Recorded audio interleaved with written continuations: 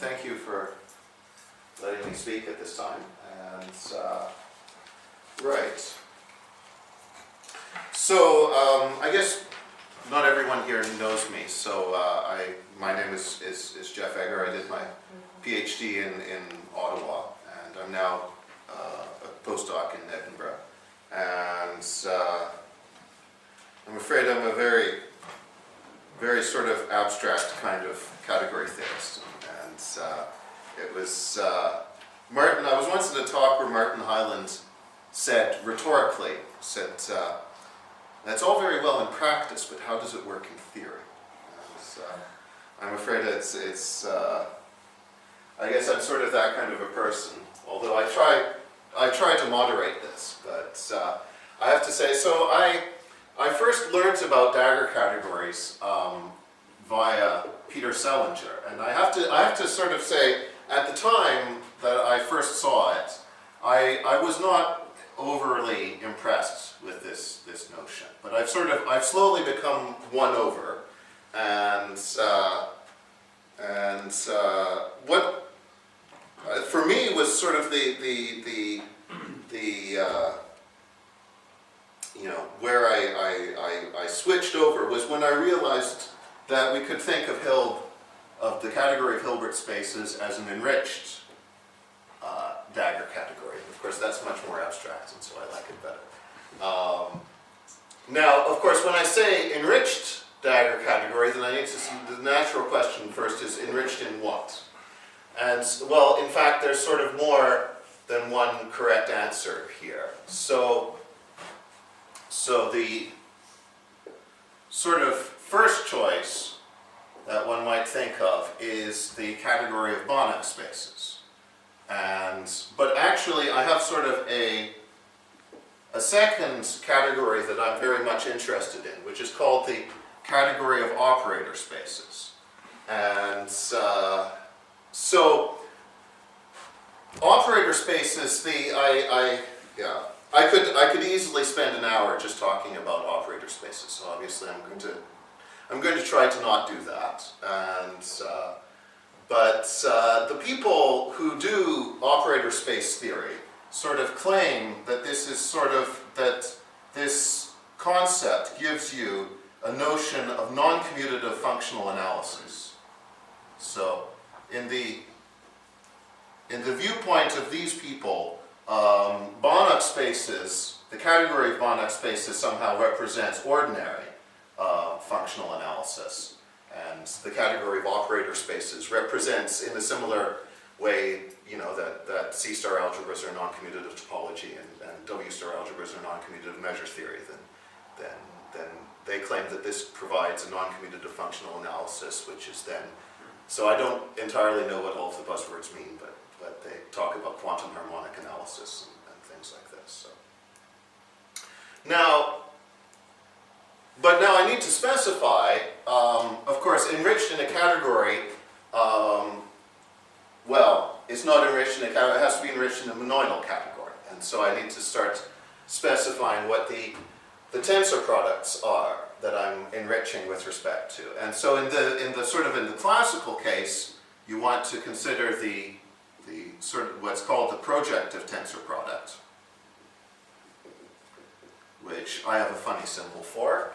And this is a very nice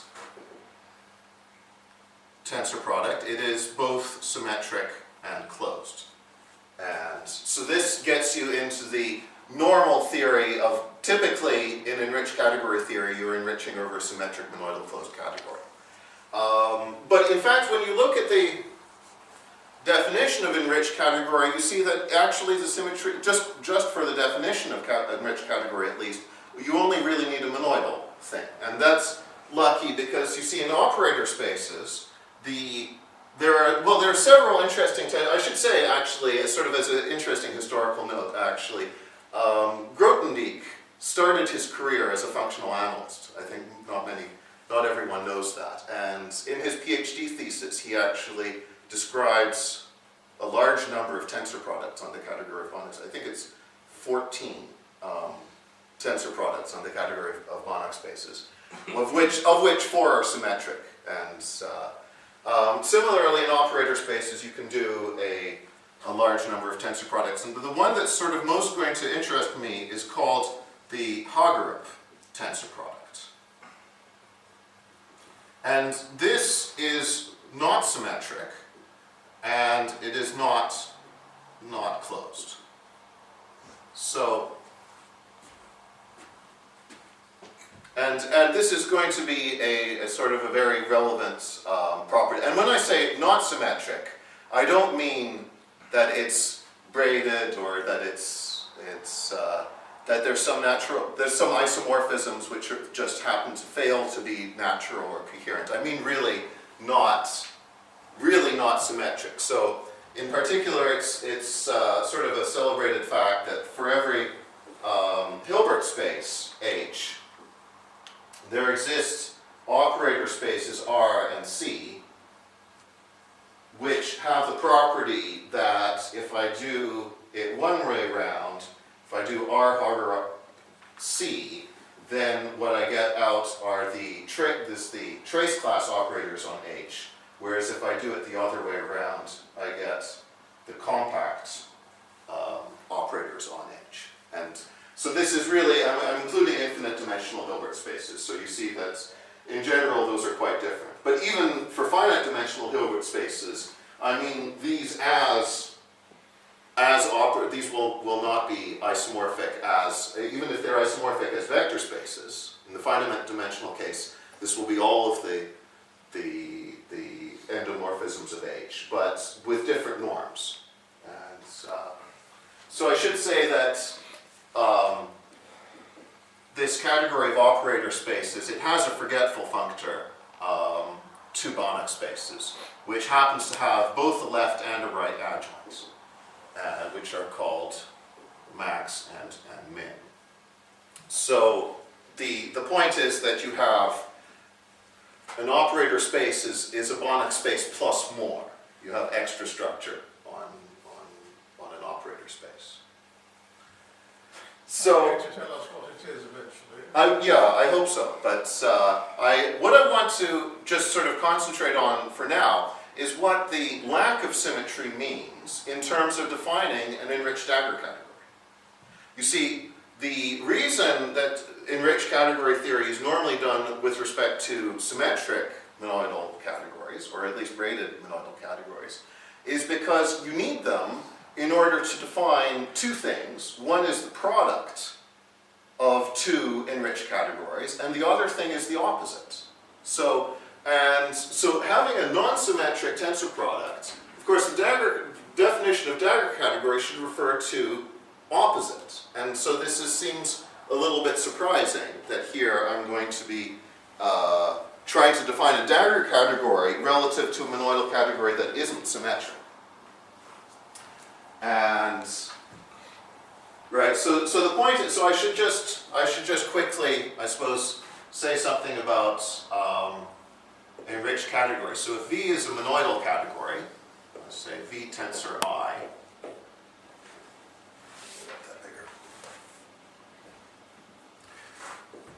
V tensor I, a monoidal category, not necessarily symmetric, then V-enriched category is a class of objects together with then Hom V objects, where you can do the composition. Now, the reason I'm just going to set a notation, I've got two possible choices for how the composition could work. I could do sort of the more obvious, perhaps, sort of reverse Polish composition, or I could do which is actually more traditional in some sense, the Polish composition, where I regard the things as going, the composition maps this way. So this, I call this this is my point. In a symmetric, if V is symmetric, then there's no difference between these. But in the non-symmetric case, I have to make a choice, this is what I would call this is what I would call a Polish category, because you think of an F and a G being mapped to FOG, and this is a sort of a reverse Polish category, because here you have an F and a G, and that's being sent to F semicolon G. And for the purposes of this talk, I'm actually going to take the Polish definition. And I don't know, I can never make up my mind. But for this particular talk, Polish is going to be more convenient. So an enriched category, I mean the Polish style, so we have you have a class, oops. Obk is class of objects, and then for each pair of objects you have a Hom object, which is an object of V, and then for each triple you've got a composition like this, and just in this order. And you can also pick out identities and stuff, and all the usual diagrams commute. So that's an enriched category. And as I say, this is now, so as I say, the problem is that in a completely general monoidal category, then we're not going to be able to then define a Hom K op, which you'd like to say, you'd like to be able to define an opposite category with Hom K op xy equal to Hom K yx. But my point is, in the non-symmetric case, this isn't going to work, because when you then try to compose them in this way, then you get something that it doesn't match the solution. So the solution to this, as it turns out, is to consider what I call involutive monoidal categories. And I was surprised actually at CLAP to discover that these have been studied by Majid and Beggs and what they call bar monoidal categories. Although, well, he didn't write a full definition out, so I suppose it's possible that our definitions disagree on some coherence, but the basic idea is the same. And this is, I came to this because I was thinking of quantile theory. So in quantile theory,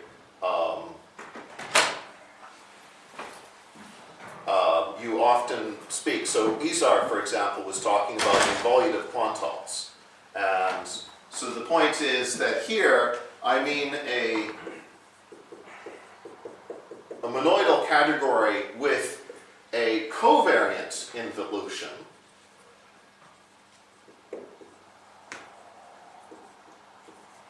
so a covariant functor with the property that if I have x tilde tensor y tilde, then this is going to be isomorphic to y tensor x tilde. And x tilde tilde is. So I write Izar in his talk on quantile theory was using star for the involution. Or was he? No, he was using O or something. No, he was using star. And I think that I find that's a little bit jarring, because I'm used to thinking of star as something contravariant. So I've switched to this, and you should think of this as being sort of like conjugation. And that's, again, and that agrees. So Majid and Beggs, the bar is precisely because they're notating this as conjugation. And my tilde here, so it's sort of like conjugation, but perhaps a bit more. And so I expect these to be, natural and coherent. And the point is that when I'm in this situation, then this solves, if I have an involutive monoidal category, then you can define a K op, because what you can do is you can put a tilde there. And now this solves the problem that when I try to define a composition on K-op, yz, and then xy, so by definition, this is hom k zy tilde, tensor hom k yx tilde. And so now, using the canonical isomorphism there, I can sort of reverse these. That's all tilde. And now I can put because tilde is a covariant functor, then I can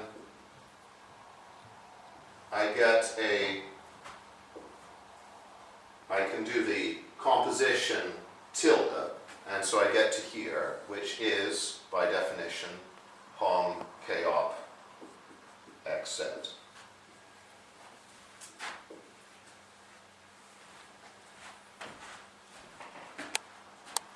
And so, all right, is this much clearer, what I'm doing? So, yeah, so I mean, so now this is the interesting thing. So I never closed the parenthesis off here. So it turns out, well, Banach spaces, since it's a symmetric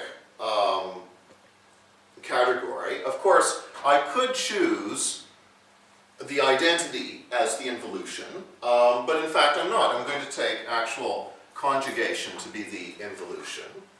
And in the case of operator spaces, because this is non-symmetric, then I really need to have some non-identity functor as the involution. And it turns out that there does exist such a thing. I independently discovered this, but it was already known in a sense that this is the, say, the conjugate space. You take the conjugate space, but you equip it with what's called the opposite operator space structure. So hopefully I'll be able to get around to that. But I wanted to make this point that, I mean, I was sort of, yeah. As I say, this is a very, to me, a very exciting fact. I should have said at the beginning, I think I was very excited when I first met operator spaces to discover that there's this very interesting tensor product, somehow the most interesting tensor product on it is non-symmetric, because it's somehow you expect, perhaps naively, that non-commutative things will involve a non-commutative tensor product. It's somehow nice that non-commutative geometry is giving rise to non-symmetric monoidal categories.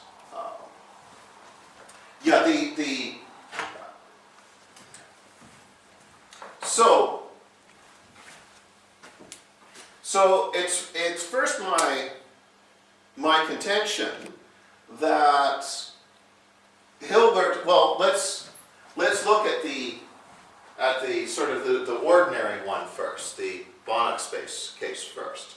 And so I'm going to try to show that, well, Hilbert spaces is not only, what I want to show is not only is Hilbert spaces a band-enriched dagger category, but that's actually, in many ways, it's actually easier to derive many features of, well, in some sense, to derive the dagger structure just from the properties of Banach spaces. So I think at this point, I'm going to need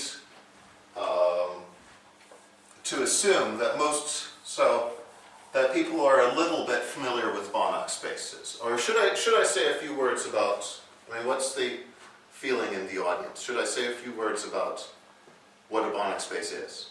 Yeah. Well, okay, so the point is, well, I should specify that,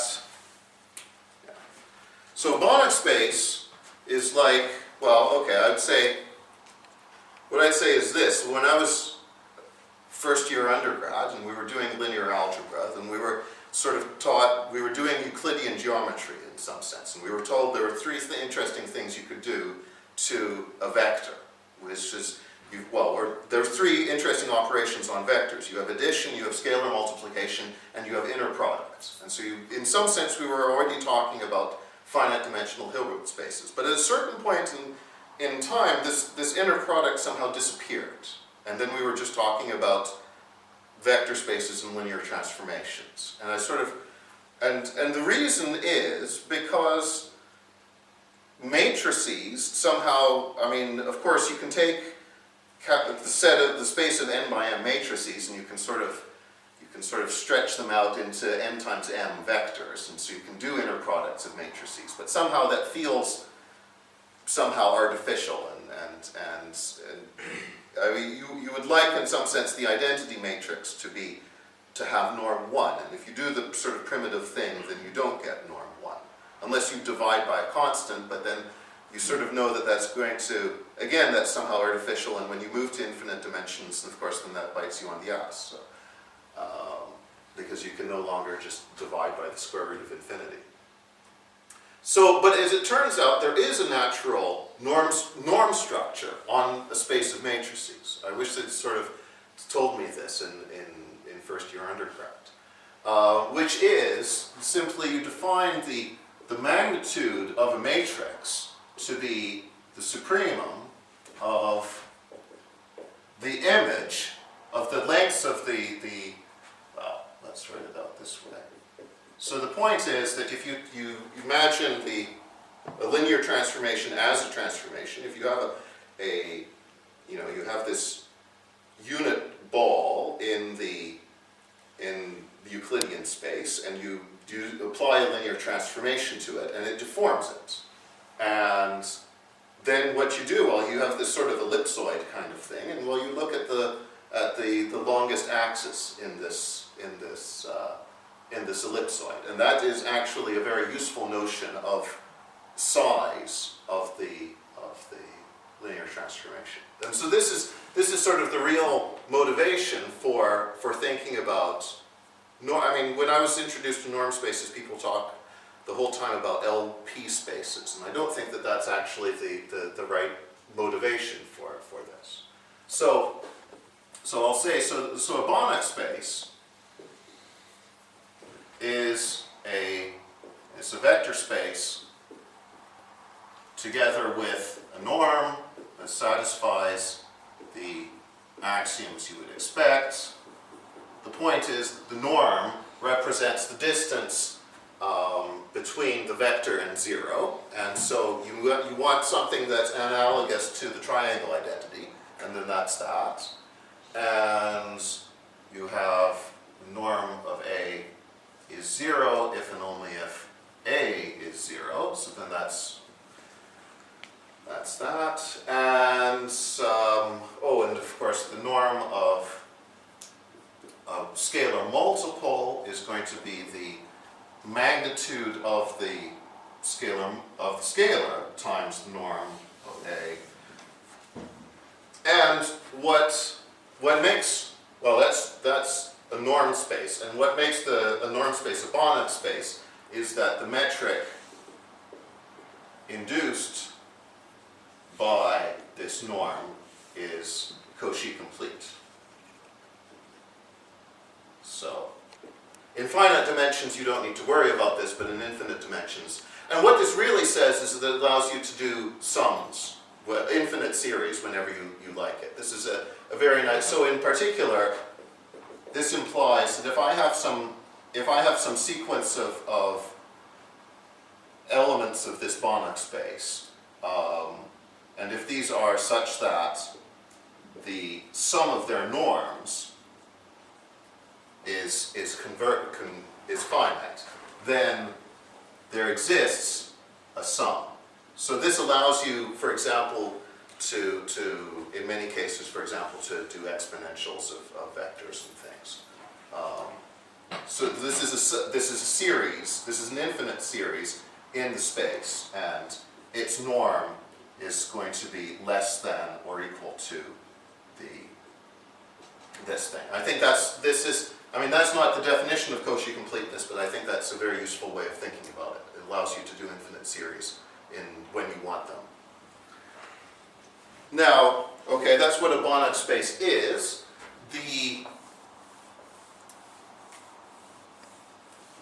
And so the category of Banach spaces, I need to say what the morphisms are. And again, so people who know enriched category theory will know that a metric space can be thought of as an enriched category, and then a functor between that is going to be a distance decreasing map. And so or non-increasing, I should say. But that turns out to be the right notion of a morphism of Banach spaces. So we talk about, so if x and y are Banach spaces, then we're going to consider linear contractions. It's a linear transformation such that the norm of phi x is always less than or equal to the norm of x. And so Banach spaces and linear contractions together form a category, and this is always the category that I'm going to be interested in. So spaces together with linear contractions. And so this is a very interesting, for me, I think this is a very interesting category. So in particular, it is symmetric monoidal closed. I've already spoken a bit about that it has a tensor product, which is called the projective tensor product, and which has the property that it's both symmetric and closed.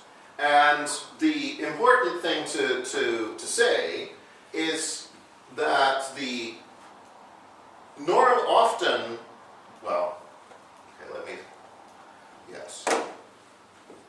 often, so I'll be, since I was sort of raised in linear logic, then I'll be using linear logic notation for internal Hilbs. The closed structure of Banach spaces, often one thinks of an internal Hilb as being the same thing as the external Hilb, only with the structure of an object there.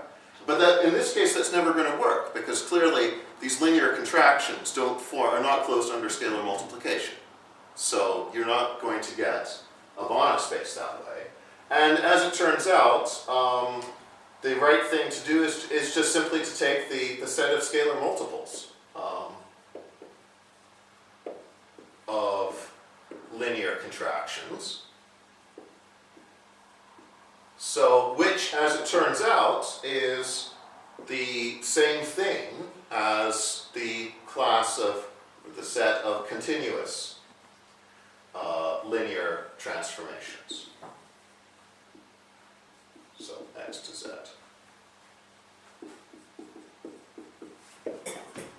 That's sort of a wonderful and lovely fact, as it's and with what norm, in a certain sense, the norm is the best possible choice of the scalar multiple. And, so the point is that these guys are going to satisfy that phi of x is less than or equal to some constant multiple of x, and the norm of phi is the best choice of k. Doesn't that give you some uniformity? I mean, you think Yeah, but these are vector spaces. yes. And it just happens. Why all continuous maps are not just uniformly continuous? Because as it happens between vector spaces, there's no difference between continuity and uniform. Yes. Continuity, uniform continuity, and this property, which is the Lifshitz property, they just sort of coalesce. Yes. But I mean, that's worth mentioning. Yeah, it is. It's one of those things that somehow, it's like with topological groups. The topological spaces, you talk about T0, T1, T2, T3, T4, and with topological groups, suddenly everything between T0 and T3.5 just becomes the same. And so adding a group structure often makes topology easier. So and now the tensor product. Of course, I've done this in some sense in a perverse fashion because I've introduced the closed structure before the tensor product. But in fact, that's really sort of often the way historically the way these things work. And what I'll just say about in some sense, the point about this definition is that of course, we've got, if we're thinking of a category as a concrete category, we should specify a forgetful functor into set. And it turns out that for most purposes, the right forgetful functor is not the obvious one, namely the set of all vectors. The right notion of underlying functor is given by the unit ball. And in some sense, I mean, this category, which I call the category of Banach spaces, is sometimes referred to as the category of Banach balls, because somehow in some sense, the property of being a linear contraction can be seen as saying, well, I'm mapping the unit ball of X into the unit ball of Y. And this is useful for formulating what the property, so I won't sort of give a formal definition of the projective tensor product. I'll just say that the linear contractions correspond to bilinear transformations which restrict to unit balls in the obvious way. Somehow in the naive way. That if I have a unit vector here and a unit vector here, then it has to be sent into the unit ball here. And this property, of course, you can say, well, if I call this phi, then this is equivalent, this restriction, and just by dividing by the norm, is equivalent to the assertion that the norm of phi alpha beta computed in Z is less than or equal to the norm of alpha times the norm of beta. And so this gives Banach spaces a symmetric monoidal closed structure, and a very subtle one. So what I would say is that, so vector spaces, if you take finite dimensional vector spaces, they form a compact closed category. If you take finite dimensional Banach spaces, you get a star autonomous category that is not compact closed. The tensor and the par, well, in fact, you can say this from, well, for people who know, I mean, this follows from Robin Houston's theorem, because the point is that the product of two Banach spaces is given by the L infinity norm, and the coproduct is given by the L1 norm, and so, well, those are different. They're different as norms, and so they're different Banach spaces. So if products are different from coproducts, then tensor has to be different from par. And that's exactly sort of what happens in Banach spaces. Now, but what I would like to emphasize, now okay, so that's what I have to say about Banach spaces. Now, it's normal to think of, well, a Hilbert, there's sort of, in some sense, there's three ways of now thinking of Hilbert spaces. One is that a Hilbert space, and possibly infinite dimensional Hilbert space, is an inner product space which gives rise to a Banach space. The Cauchy completeness is exactly, you can just think of it as some autonomous entity that gives you rise to a Banach space. The second way of thinking of a Hilbert space is as a Banach space that satisfies a certain property. So I'll say that, I'll write this here. So a Hilbert space, you can, or say definitions of Hilbert space, you can think of this as sort of autonomous of Banach spaces. But it's equivalent to say it's a Banach space which satisfies an extra property, which is called the parallelogram law, which is that the norm of x plus y squared plus the norm of x minus y squared should equal 2 times the norm of x squared plus the norm of y squared. If you have a Banach space which satisfies this property, then you can reconstruct an inner product from it. So that's the second way. But the third way, I actually prefer, what I found very useful, is to think of a Hilbert space as a Banach space with extra structure. So the point is that when you see this, actually the point in this case is that the Cauchy-Schwarz inequality says precisely that the inner product of a Hilbert space is actually a morphism, is actually a linear contraction in the category of Banach spaces of this form, right? So the linear contraction of this form corresponded to a bilinear thing of a bilinear transformation which satisfies this equation. And when you work that out, well, that's exactly the Cauchy-Schwarz. So you can think of it this way. And what's better? Are we dealing with complex spaces? Yes, I'm always working over the complex numbers. I should have said that. I can't see the board very well, but I don't know about the sesquilinearity. Yeah, that's I put a conjugate there. Yes. And well, and that, yeah. I did mention the conjugate. I mean, I did actually put the conjugate space as part of the structure of BAN when I'm thinking of it as an involutive monoidal category. So I'm taking conjugation very seriously here. So, okay, the point is, but now, you see, I can actually use, in fact, I can do more than this, of course. Now I can use the fact that this is a closed structure. The fact that this is a closed structure means I can curry this map. And so what I get, and I'm going to write it this way because I'm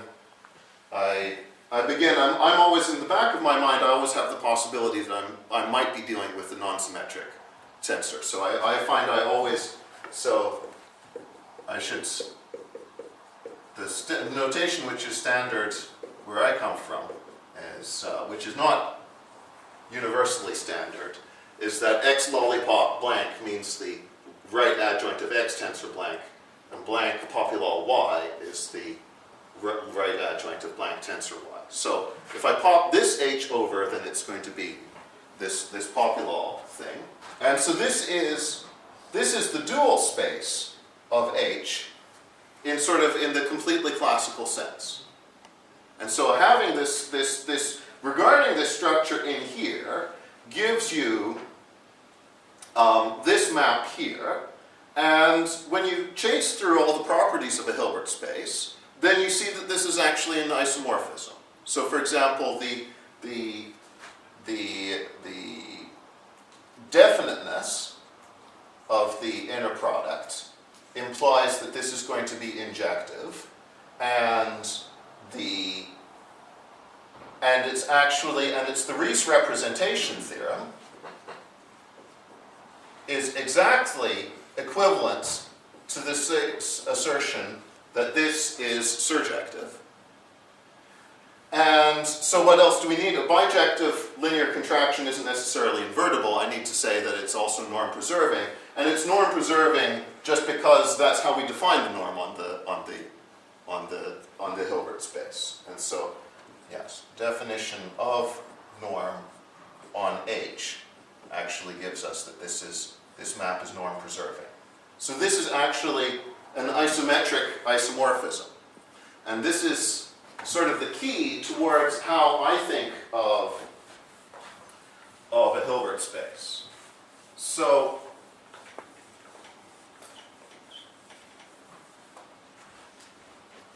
the point is that, of course, I can think because ban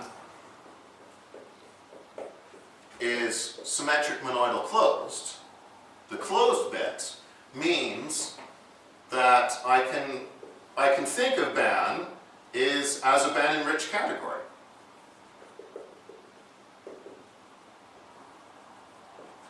And so in some sense it's natural to think, so if I think of Hilbert spaces as a subclass of Banach spaces, then so I regard Hilb as a full ban-enriched subcategory of ban. But ban here I mean ban not as an ordinary category, but as a ban-enriched category. That's the point. You see, if I take Hilb as a full subcategory of Banach spaces, then I'm not getting all the maps. I'm only getting linear contractions. But because when you're regarding ban itself as a, so I should say this, so that the point is that the Hom object is given by the, actually again, being pedantic, in order to get the Polish notation, then it's going to be that. And the point is that that is really going to be the set of all continuous linear transformations. So in this way, you get Hilbert spaces. The point is that instead of having a Hom set, you have a Hom Banach space, and the Hom Banach space is going to be what it should be. All of the continuous linear transformations between the Hilbert spaces. And I claim that this provides a good way of thinking about dagger, actually. So, because the point is that, so, okay, I guess I skipped over a formal definition of enriched dagger category. But it's sort of, once I defined what K-op was, and this was, I think, clear. The point is that if I have an involutive monoidal category,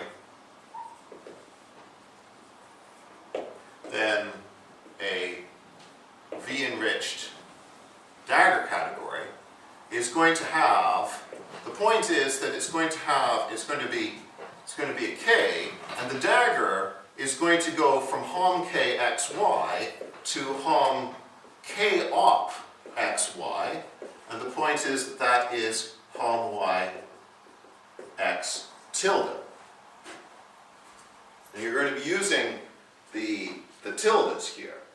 And in this case, I'm considering this with conjugate space as the involution. And this is the point that, although this fascinating fact that although a conjugate space is isomorphic to itself, but unnaturally. So, but nevertheless, these are going to be isomorphic, even though this is somehow an unnatural thing. You have a natural isomorphism between this and this, and then you can apply the symmetry, like so. So you do actually have a natural isomorphism of the involutive type. And now, because you see the point, okay, from my point of view, what's happening with Hilbert space is this. So the dagger structure. Jefferson, it's not the other way around. The tildes. There on the left. That your x tends to y, each bar is... Yeah, okay, this is, I meant here, let's say in ban. Right, so then I should say projective tensor product. So, I'm cheating, I'm just saying that Yeah, my definition of involutive monoidal category says that this should be isomorphic to this. Yes, But this is a special case where the tensor product does happen to be symmetric.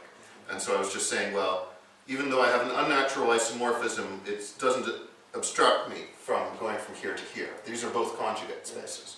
So, and then I apply the symmetry there. So, of Hilb. You see, the way I would say this is as follows, that if I take K populol H, the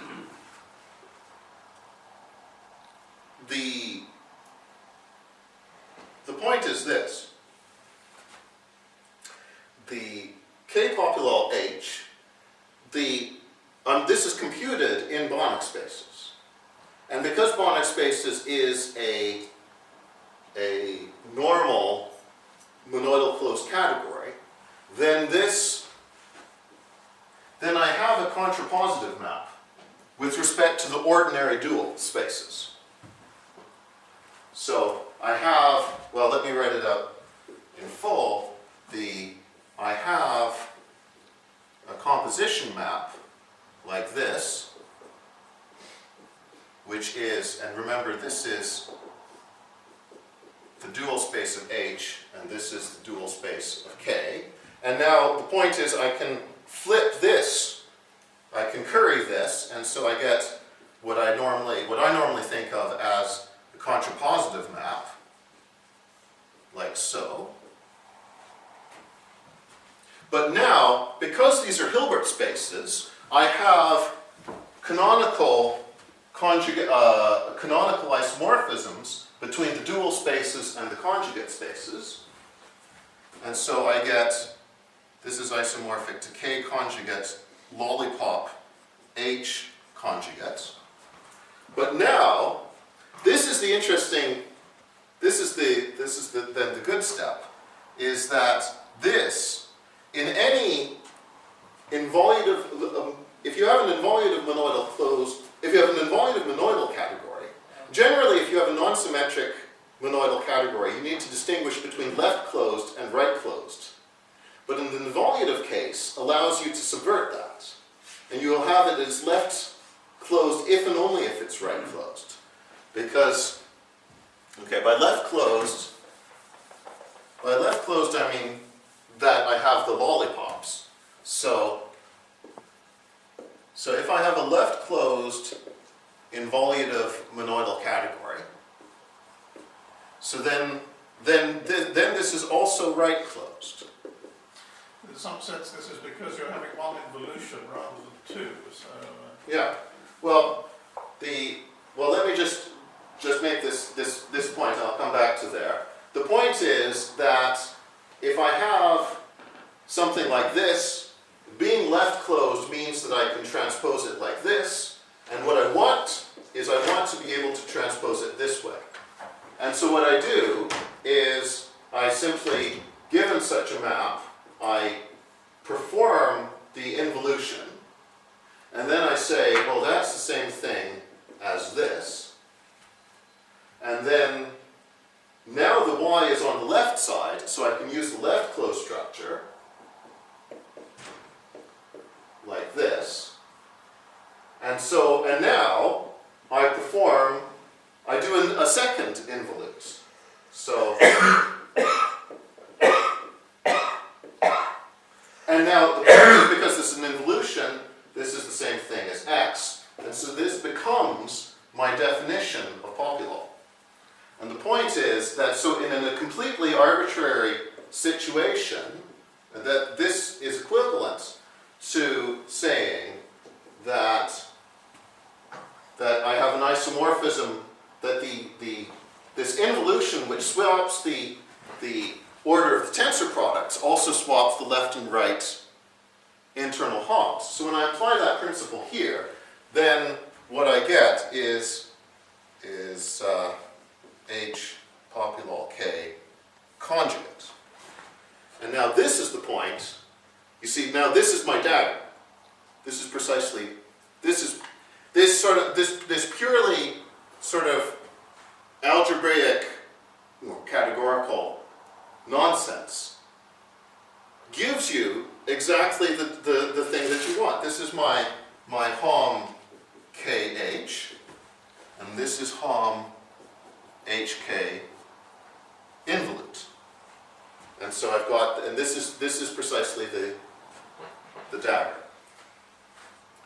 And so I thought this was, now why is this a dagger? I think I'm beginning to run short on time, yes.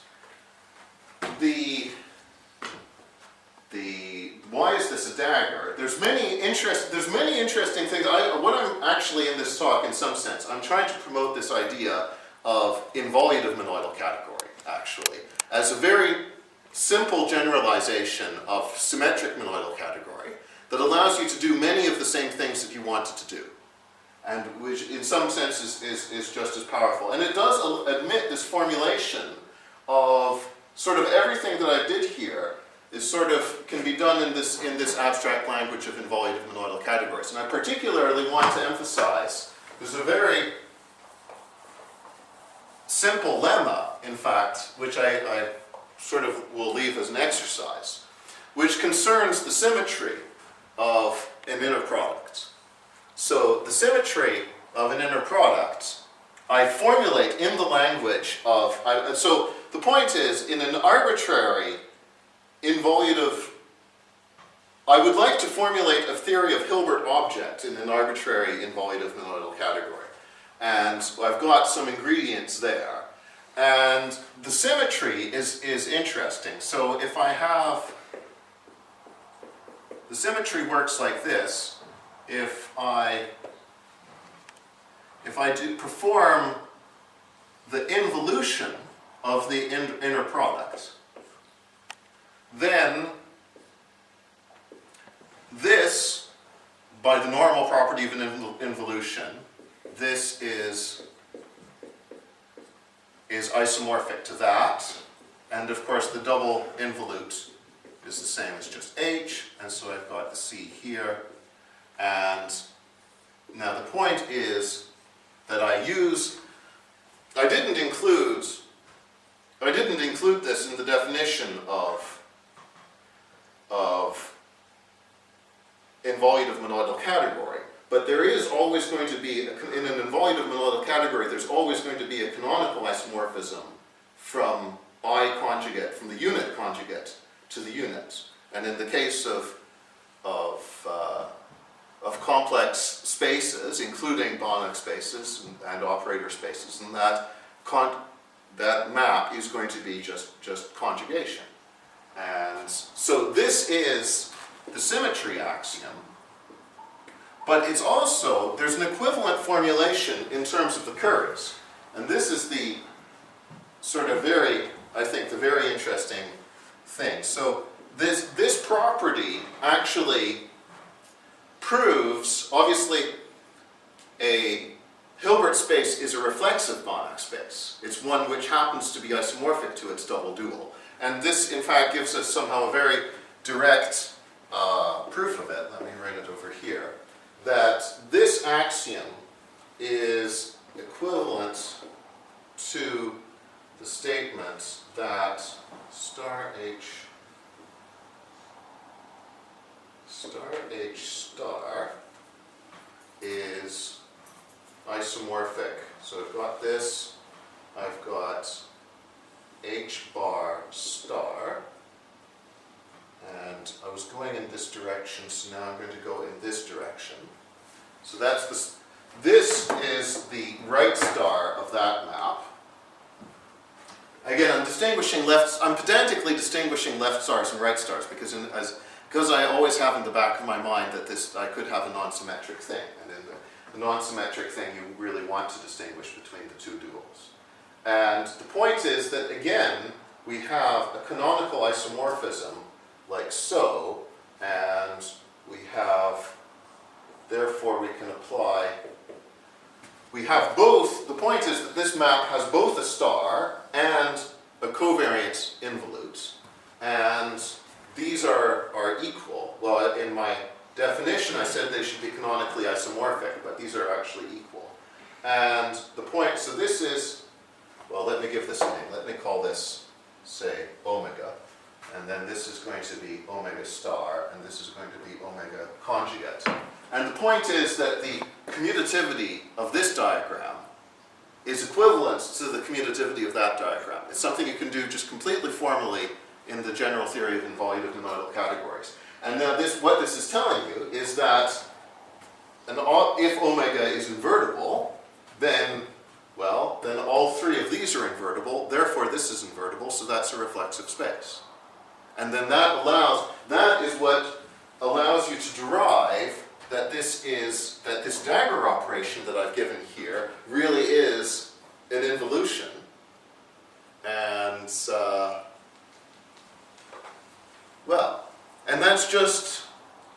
that's just the beginning, because of course, but let me just stop here, since I'm over time.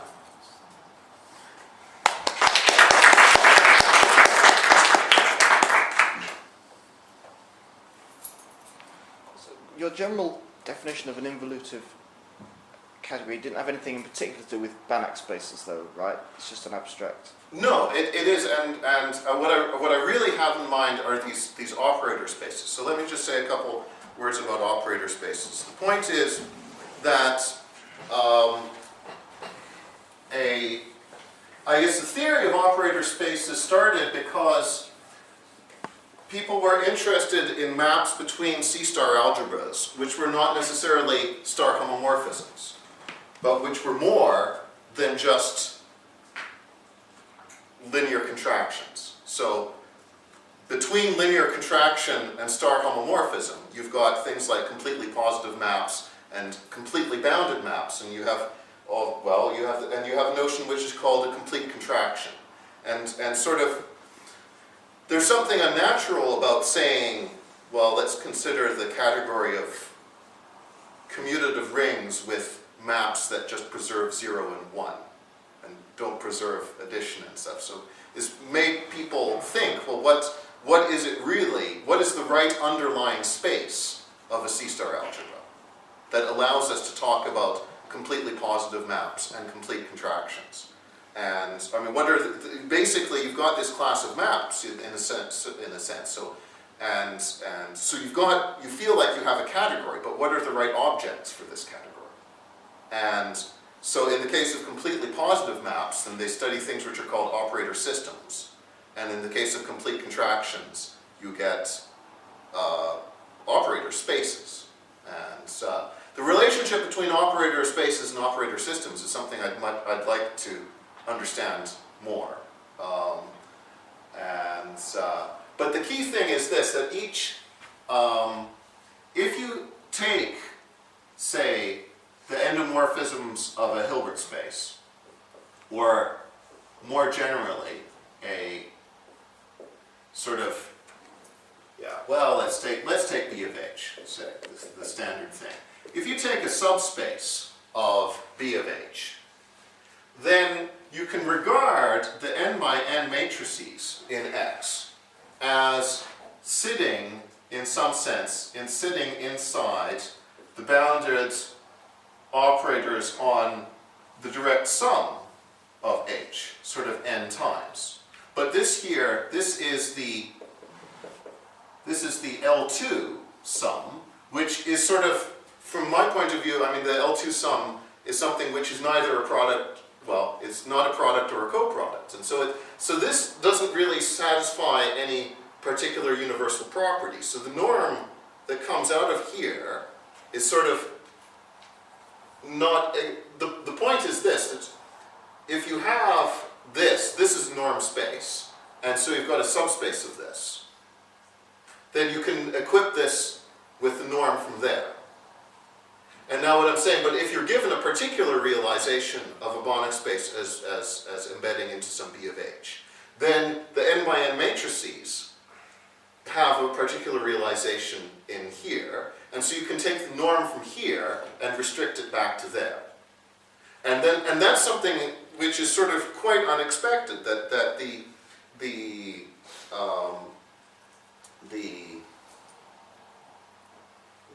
normally, if you take a Banach space, and then I say, well, take n by n matrices with values in that Banach space, there's no particular norm that sort of screams out at you. But if you've got a particular realization, then you get a particular norm on here. And the point is that it may be a different realization of a different embedding will maybe give you a different norm on this. And so this is what an operator space is. It's a vector space that has norm not just on it, but on all of the matrices, on all of the sort of associated spaces of matrices. And this is actually why the Hagerup tensor product is non-commutative, is because its definition, it actually involves matrix multiplication.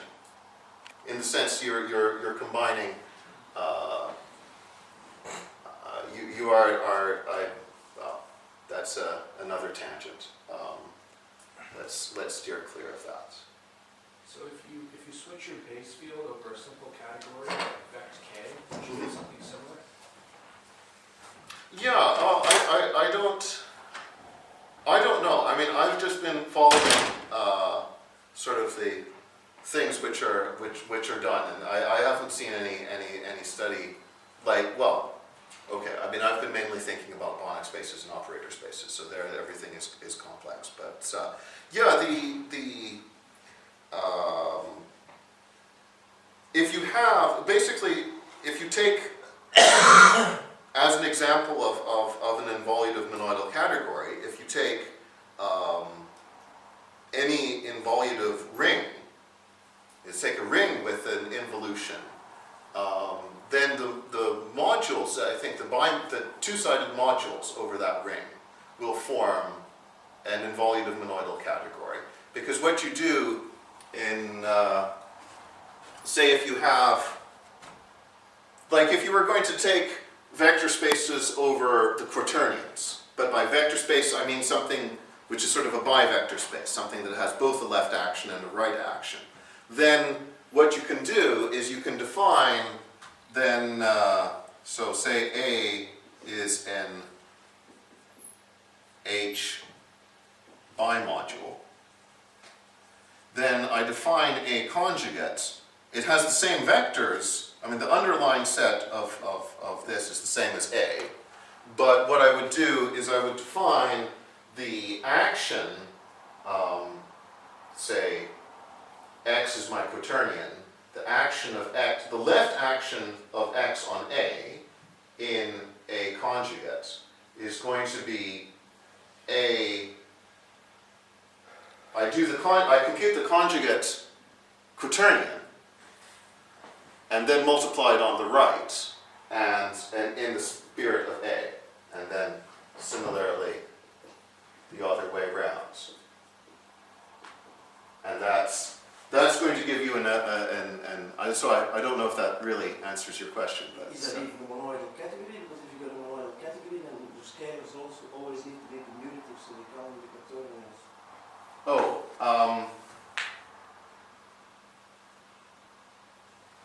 no, there's a subtlety here.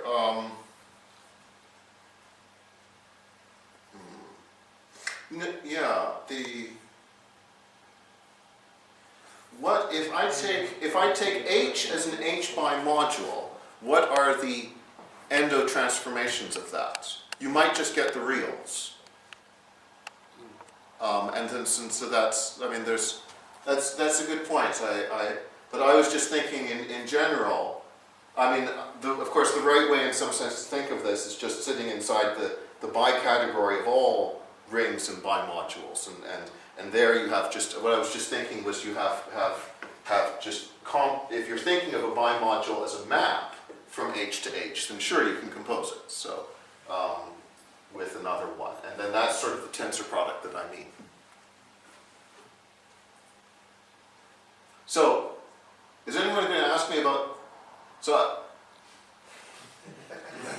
is anyone going to, I'm notorious for this, is anyone going to ask me, well, this is all fine and well, but this is just dagger categories. I'm not interested in dagger categories, I want dagger monoidal categories.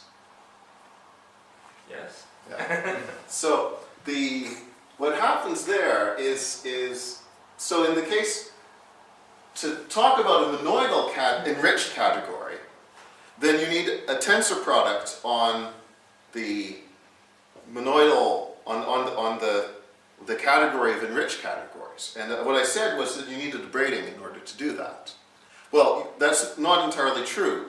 You need a braiding in order to make the same tensor products, to define a product of categories using the same tensor product.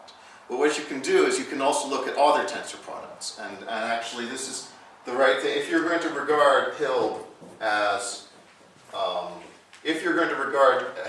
an OPER tensor C category, then what you need to do is you need to use one of the other tensor products on OPER, namely the injective tensor product, which is sort of the par.